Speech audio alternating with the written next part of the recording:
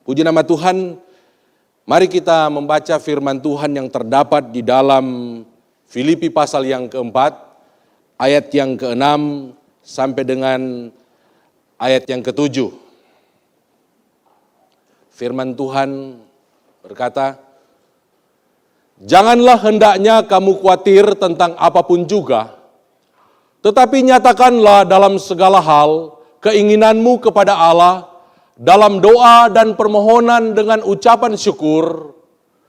Damai sejahtera Allah yang melampaui segala akal akan memelihara hati dan pikiranmu dalam Kristus Yesus."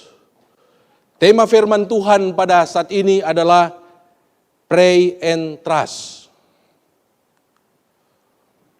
Ada beberapa kebenaran yang saya temukan dari pembacaan firman Tuhan ini yang dapat menolong kita untuk dapat mengatasi rasa khawatir yang memang tidak luput dari kehidupan kita orang percaya pada hari-hari ini. Sehingga kita dapat mengalami kemenangan pada masa pandemik ini. Kebenaran yang pertama yang saya dapatkan, bahwa kita harus selalu membawa di dalam doa segala sesuatu yang membuat kita khawatir. Rasul Paulus mengingatkan kepada jemaat yang ada di kota Filipi, doakanlah semua yang kau khawatirkan. Karena rasa khawatir itu sendiri, kalau kita melihat pengajaran daripada Tuhan Yesus, dia mendorong, dia mengingatkan agar supaya anak-anak Tuhan tidak dikuasai oleh rasa khawatir. Di dalam Matius pasal yang ke-6 ayat yang ke-31 sampai dengan ayat yang ke-34 sampai 4 kali Yesus mengatakan jangan khawatir, jangan khawatir, jangan khawatir akan apa yang akan kau makan, minum dan pakai. Dan satu kali dia mengajukan pertanyaan, mengapa kamu khawatir? Memang sebagai manusia kita tidak luput dari kekhawatiran. Akan tetapi sebagai anak Tuhan, kita harus melepaskan diri dari segala kekhawatiran.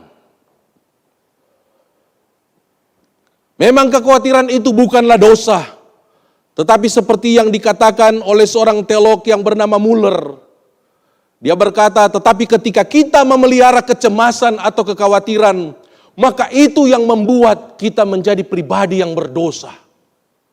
Rasa khawatir itu manusiawi. Tetapi kalau rasa khawatir itu yang sudah mengendalikan kehidupan saya dan saudara, baik untuk beribadah, untuk bekerja, untuk melayani, untuk memberitakan Injil, untuk melakukan apa saja, selalu pertimbangannya kekhawatiran, maka itu yang membuat saya dan saudara dikecam oleh Alkitab.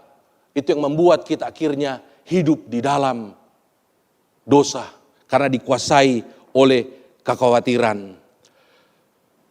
Ada beberapa kejadian yang kemungkinan menyebabkan jemaat di kota Filipi mereka menjadi khawatir.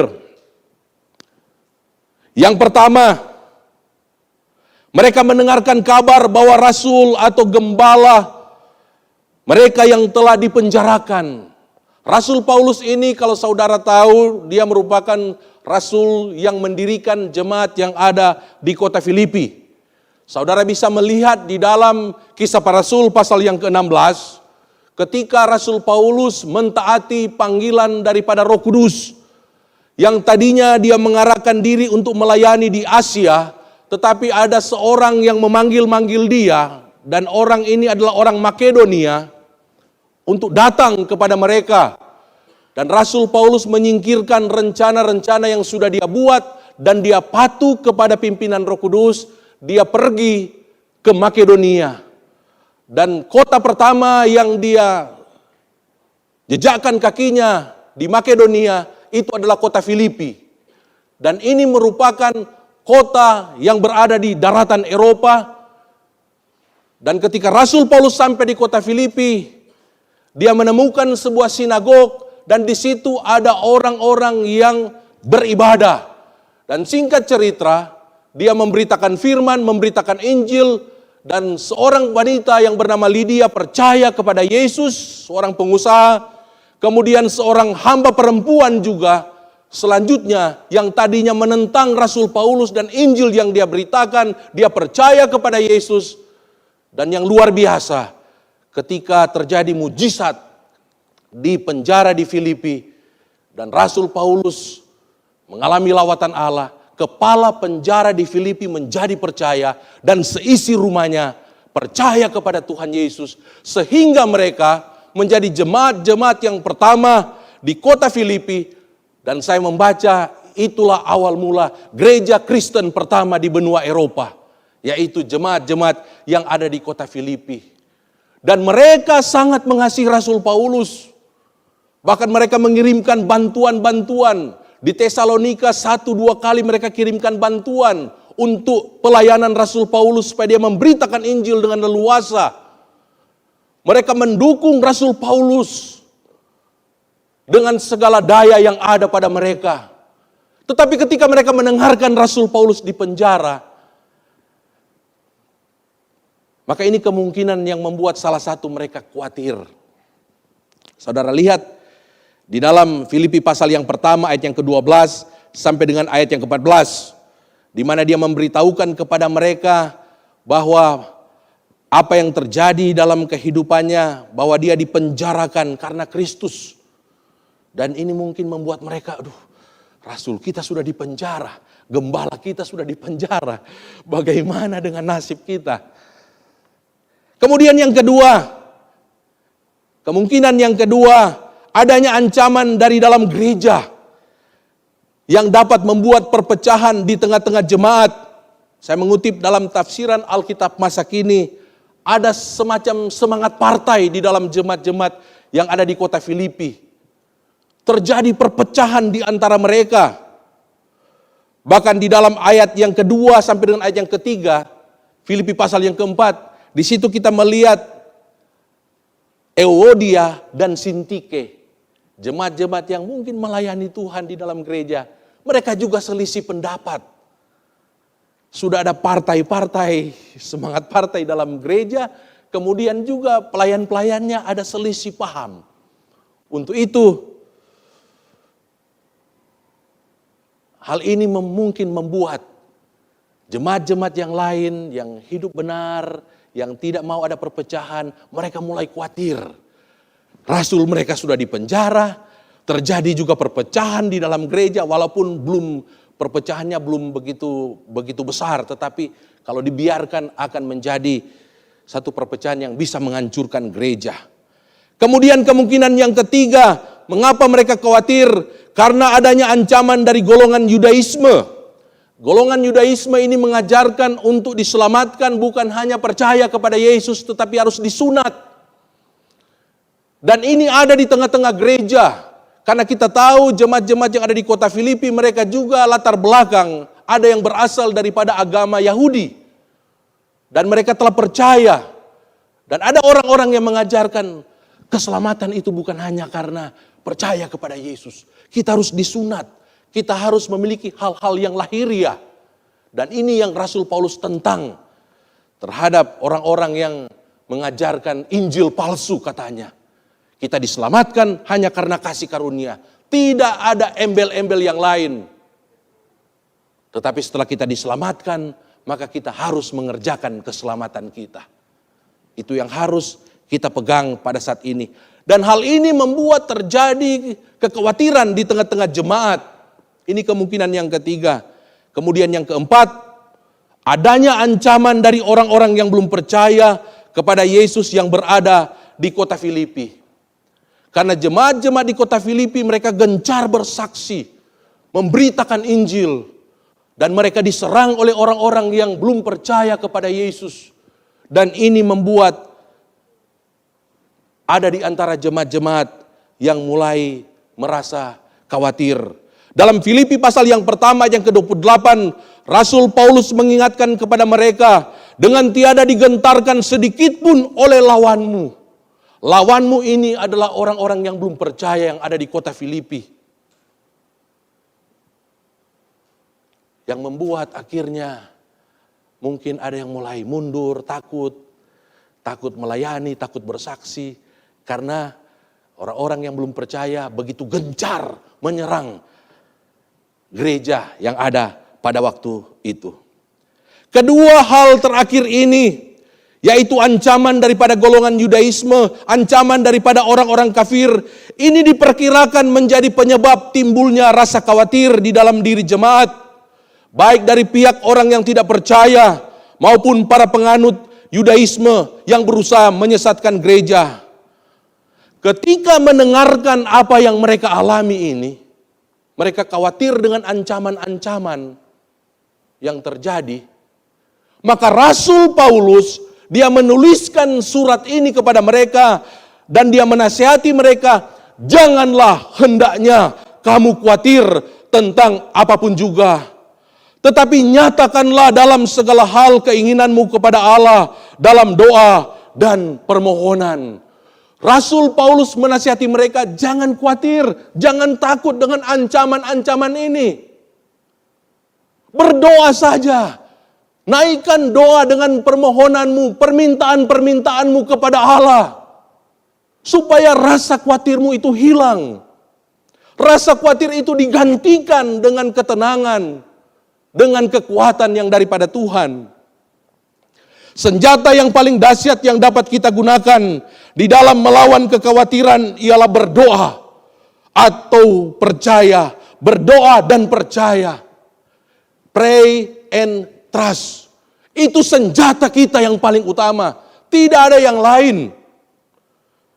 Kita harus berdoa dan mempercayai Tuhan bahwa Dia sanggup menolong kita di dalam mengatasi segala sesuatu yang kita khawatirkan. Kita berdoa dan kita beriman bahwa Allah mendengarkan doa-doa kita. Allah mengatasi segala sesuatu yang dapat mengancam kehidupan kita. Karena saya mengutip apa yang disampaikan oleh Rasul Yohanes dalam 1 Yohanes 5 ayat yang ke-4b sampai ayat yang ke-5. Dia berkata, dan inilah kemenangan yang mengalahkan dunia, iman kita. Siapakah yang mengalahkan dunia selain daripada dia yang percaya bahwa Yesus adalah anak Allah. Iman kita kepada Yesus itu yang mengalahkan dunia. Itu yang mengalahkan ancaman-ancaman yang ada di sekitar saya dan saudara. Untuk itu kita harus berdoa dan percaya, beriman bahwa Allah sanggup menaklukkan segala sesuatu yang dapat membuat kita mengalami kehancuran. Jadi ini yang perlu kita miliki. Kedua hal ini harus kita miliki jika kita ingin mengalami kemenangan. Berdoa dan percaya bahwa Yesus akan menjawab doa kita adalah kunci kemenangan kita atas rasa takut, atas kekhawatiran. Jadi jika di antara kita masih ada yang hatinya dikuasai oleh kekhawatiran, maka doakanlah semua yang saudara khawatirkan dan percayalah bahwa Tuhan sudah menjawab doa-doa saudara. Amin. Kebenaran kedua yang dapat menolong kita untuk dapat mengatasi rasa khawatir sehingga kita dapat mengalami kemenangan pada masa pandemik ini, yaitu yang kedua, kita harus memiliki hati yang selalu mengucap syukur. Berdoa dan percaya, beriman, dan itu harus ditunjukkan lewat syukur kita kepada Tuhan. Mengucap syukur. Paulus berkata, tetapi nyatakanlah dalam segala hal keinginanmu kepada Allah dalam doa dan permohonan dengan ucapan syukur. Kita berdoa dan mengucap syukur. Kita berdoa dan memuji Tuhan dan mengucap syukur sebab Dia sudah mendengarkan doa-doa kita. Sebab Dia sudah menjawab doa-doa kita. Ini yang perlu ada di dalam doa-doa saya dan saudara. Jangan kita hanya berdoa dan meminta. Belum berterima kasih apa yang Dia lakukan ketika Dia menjawab doa kita yang sebelumnya, kita sudah meminta. Coba saudara bertemu dengan orang yang suka memberi. Dia memberikan sesuatu kepada saudara. Saudara hanya diam. Waktu ketemu, saudara ketemu meminta kepada dia. Dia beri, saudara diam. Berikutnya ketemu, tidak berterima kasih, sudah meminta. Kalau kita bertemu dengan orang-orang yang seperti itu, ya, maka ini satu hal yang tidak menunjukkan sebagai seorang anak Tuhan. Anak Tuhan itu harus berterima kasih. Anak Tuhan itu harus bersyukur. Demikian juga kita kepada Bapa di sorga. Mari kita awali doa-doa kita dengan berterima kasih kepada Tuhan. Mengucap syukur atas apa yang telah Dia lakukan. Banyak hal yang bisa kita jadikan sebagai alasan kita mengucap syukur. Yang terutama kita mengucap syukur karena kita sudah diselamatkan. Kita mengucap syukur karena Tuhan sudah memelihara iman kita. Kita mengucap syukur karena sudah begitu banyak mujizat terjadi dalam kehidupan saudara dan saya. Kita mengucap syukur buat rumah tangga kita. Kita mengucap syukur buat pekerjaan kita. Datang hampiri Tuhan dengan memuji Dia, mengucap syukur kepada Dia.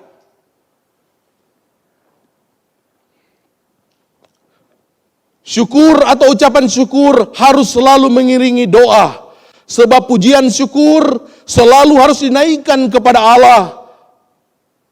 Karena iman kita dihidupkan oleh pikiran tentang apa yang sudah dilakukan oleh Allah. Saya mengutip tafsiran ini.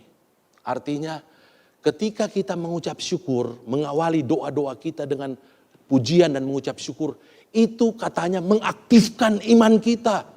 Itu meyakinkan hati kita. Karena kita sudah menaikkan syukur terlebih dahulu, mengaktifkan atau menghidupkan iman kita akan dihidupkan. Sehingga ketika kita berdoa dengan iman. Sebagaimana Allah telah menolong kita. Yang mana pertolongannya kita syukuri. Maka Dia juga akan menolong saya dan saudara.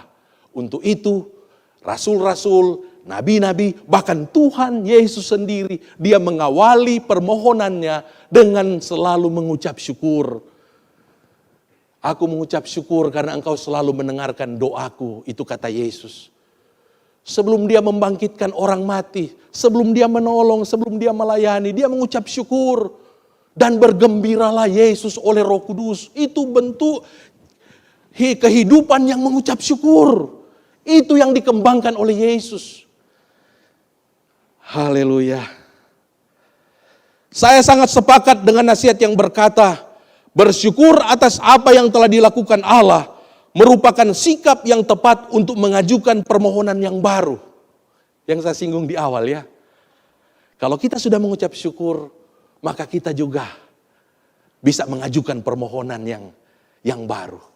Karena Allah sangat senang dengan orang-orang yang tahu mengucap syukur. Ingat ke 10 orang yang berpenyakit kusta. 10 orang itu disembuhkan. Hanya 1 yang kembali. Dan dia berlutut tersungkur di depan kaki Yesus. Dia menyembah Yesus. Dan Yesus memuji dia. Bukankah ke 10 orang itu disembuhkan dari sakit kusta? Mengapa hanya orang asing ini yang kembali? Pada hari-hari ini Tuhan menanti-nantikan anak-anaknya. Yang bukan hanya mengeluh dan mengajukan permohonan-permohonan. Tetapi tidak pernah mengucap syukur kepada Tuhan. Tuhan menantikan orang-orang yang kembali mengucap syukur kepada Dia. Kembali berterima kasih kepada Dia. Dan perhatikan apa yang dikatakan oleh Yesus. Pergilah, imanmu menyelamatkanmu. Ada berkat khusus bagi orang-orang yang tahu berterima kasih. Tahu mengucap syukur kepada Tuhan. Seperti yang dialami oleh orang yang kembali ini. Dia kembali dan dia bersyukur. Mungkin kesembilannya kena kusta lagi, saya tidak tahu, tidak diceritakan. Tapi intinya Tuhan memuji orang-orang yang kembali dan bersyukur kepadanya. Haleluya. Nasihat Rasul Paulus kepada jemaat di Filipi ini adalah nasihat yang bukan didasarkan dari teori. Artinya Paulus menyampaikan ini bukan teori. Paulus sudah melakukannya terlebih dahulu.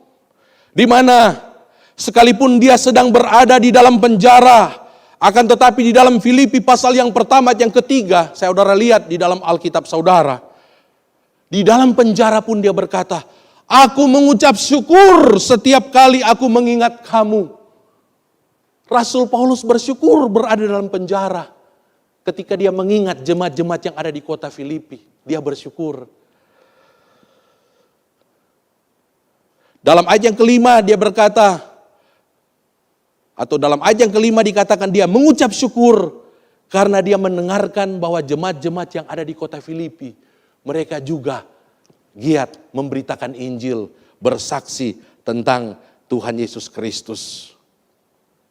Paulus adalah pribadi yang memiliki gaya hidup yang mengucap syukur. Bahkan di saat dia tahu bahwa dia akan mengalami kematian oleh karena Injil Yesus Kristus, bukannya dia khawatir, melainkan dia tetap bersyukur.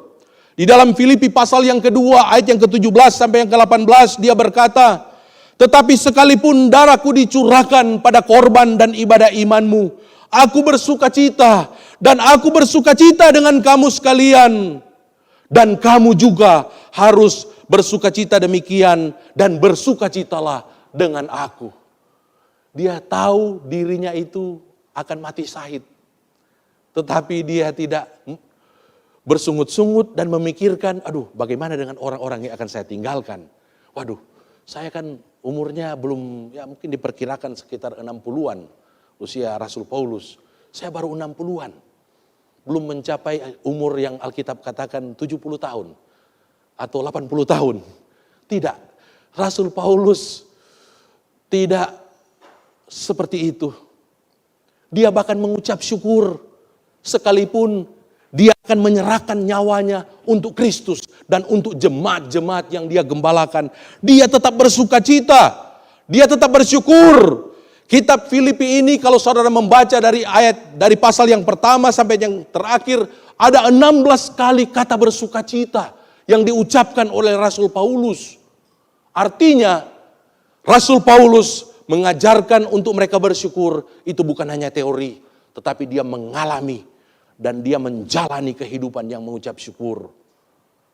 Terkadang kita menyuruh orang bersyukur, tetapi kita menyuruh dia dengan wajah bersungut-sungut atau wajah marah-marah. Atau mereka tahu dalam kehidupan kita orang yang suka ngerumpi, suka memfitnah, tidak mengucap syukur, tidak ada sukacita. Maka nasihat-nasihat kita disampaikan hanya dengan teori saja. Tidak akan mengubahkan orang-orang yang kita layani. Tapi ketika mereka tahu kehidupan kita mengucap syukur, penuh dengan sukacita. Kehidupan kita penuh dengan kegembiraan. Maka ketika kita menasihati orang-orang untuk jangan khawatir, mengucap syukur, maka pengaruh teladan dalam kehidupan kita itu akan mempengaruhi anggota keluarga dan orang-orang yang kita layani. Amin. Haleluya. Kita harus berdoa dengan diawali dengan pujian dan syukur kepada Tuhan atas apa yang telah Dia lakukan baik dalam kehidupan kita maupun apa yang sudah dituliskan di dalam Alkitab. Dan saya mau beritahukan kepada kita, hal ini akan mudah kita lakukan jika kehidupan kita setiap hari, baik dalam keadaan susah, sakit, berkekurangan, memiliki banyak tantangan, dibenci oleh orang lain, tidak dihargai oleh orang lain, difitnah oleh sesama kita, tetapi kita tidak bersungut-sungut, kita tidak dikuasai oleh kemarahan, melainkan kita tetap bersuka cita dan bersyukur atas semua yang Tuhan izinkan terjadi di dalam kehidupan kita. Tuhan akan mendengarkan doa-doa anak-anaknya yang berdoa dengan mengucap syukur kalau Dia melihat dalam kehidupan mereka juga adalah kehidupan yang mengucap syukur. Amin. Untuk itu, apapun yang menjadi kekhawatiran saudara saat ini, berdoalah dan awalilah doa saudara dengan pujian syukur. Banyaklah memuji Tuhan dan mengucap syukur. Dan Dia Allah yang maha tahu. Dia tahu saudara selalu memuliakan Dia melalui gaya hidup saudara yang mengucap syukur. Di dalam segala keadaan dan di dalam segala perkara. Maka Dia akan menjawab doa-doa saudara. Apa yang menjadi kekhawatiran saudara akan Dia ubah menjadi kemenangan-kemenangan yang indah. Kemudian setelah kita mendoakan segala sesuatu yang kita khawatirkan serta mengucap syukur kepada Tuhan atas kasih-Nya, atas jawaban yang Dia berikan, maka kebenaran yang ketiga yang harus kita miliki pada saat-saat ini. Kita harus dengan berani melawan apa yang kita khawatirkan. Saya ketika mempelajari kebenaran firman Tuhan ini, Tuhan tanamkan ini dalam hati saya. Daripada kita sibuk khawatir, bagaimana orang akan menganiaya saya, bagaimana kalau saya bersaksi, orang akan membenci saya, bagaimana. Daripada kita bertanya bagaimana, dan kita mengkhawatirkan apa yang akan dilakukan oleh orang lain kepada kita. Marilah kita melakukan firman Tuhan. Pandanglah sekelilingmu, ladang sudah menguning, tuaian banyak. Tetapi apa yang Yesus katakan, tapi penuainya sedikit. Untuk itu mintalah kepada yang empunya tuaian, agar dia memberikan penuai-penuai. Saudara dan saya adalah penuai-penuai. Saudara dan saya jangan khawatir dengan apa yang akan dilakukan oleh tuaian terhadap kita. Tetapi justru kita adalah penuai-penuai. Kita harus ada di tengah-tengah mereka. Kita harus bersaksi, memberitakan Injil, menuntun mereka kepada kebenaran. Kita jangan takut akan apa yang mereka bisa lakukan kepada kita. Tetapi justru kita harus melawan kekhawatiran itu. Kita harus keluar. Untuk itu Yesus katakan, pergilah. Jadikanlah sekalian bangsa muridku. Keluar, pergi kepada mereka yang saudara khawatirkan. Kalau mereka sudah mendengarkan Injil, mereka sudah percaya kepada Tuhan, maka mereka akan menjadi hamba-Nya Yesus Kristus. Doulos, budaknya Yesus Kristus. Artinya, kehidupan mereka akan diubahkan. Mereka akan menjadi pribadi-pribadi yang benar, pribadi-pribadi yang baik, pribadi-pribadi yang rendah hati, yang mengasihi musuh-musuh mereka, yang mengampuni orang yang bersalah kepada mereka. Tetapi selama kita tidak pergi memberitakan Injil kepada mereka, maka wajarlah kekhawatiran itu akan menguasai kita. Tetapi ketika mereka telah mendengarkan Injil, mendengarkan kesaksian kita, wajah mereka penuh dengan sukacita. Amin. Lawan, berani melawan apa yang saudara khawatirkan.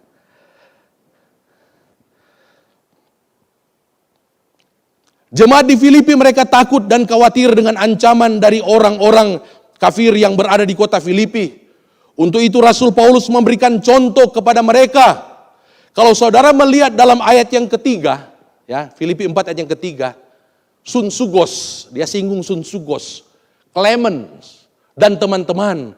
Mereka orang-orang yang melayani di kota Filipi, yang tidak terpengaruh dengan jemaat-jemaat yang rasa khawatir, takut bersaksi, takut memberitakan Injil. Mereka giat memberitakan Injil, mereka giat bersaksi. Rasul Paulus katakan, perhatikan Sunsugos, perhatikan Clement, teman-teman yang lain. Artinya, kalau saudara melihat ada orang yang masih dikuasai rasa takut dalam bersaksi memberitakan Injil, tetapi saudara punya karunia dan talenta, saudara sudah lepas daripada kekhawatiran, ketakutan, mari kita yang pergi.